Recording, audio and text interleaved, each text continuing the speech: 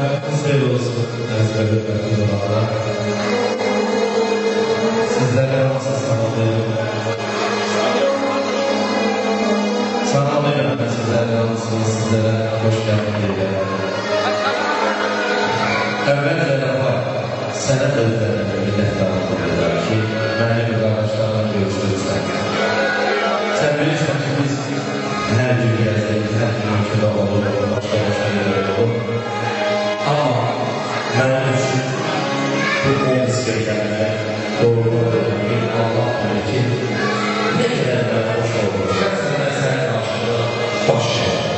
Ona görə başlayaq ki, insana nə qədər qalır, insanda nə qədər qalır, insanda nə böyük bir var. Yəni nə qədər sən bir qəçilə varsın, ona görə sənə qarşıda baş verir.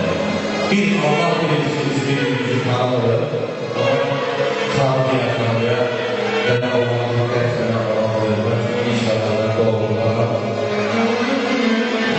ne bileyim çok sözlerlere düzdür meselede Azerbaycan kızını ağlı yedirir ama o baklara bir özünü şunu görürsen o senin hareketini, o senin dağılığını, o senin sinirini ben birden çok dönemleri neler Kılıçdaroğlu her şey güzel.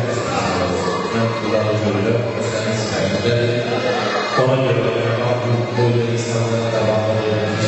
Ben sana karşılamışım.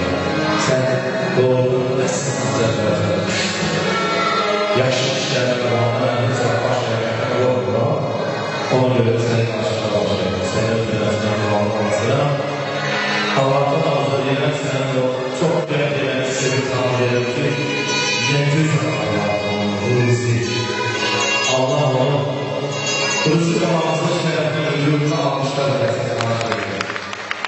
Allah onu özür rızı versin onu sana çok görmesin beklim versin İnşallah bir önce olsun toyunla görünler olsun İnanıyorum ki güzel bir gece olacak ve sizin tamamına değerlendirdiler. Önceden ki çok sağ olun, ben buna göre karşıladınız, bir bilgiyle karşıladınız, ona göre karşıladınız, başka bir şey. Çok sağ olun.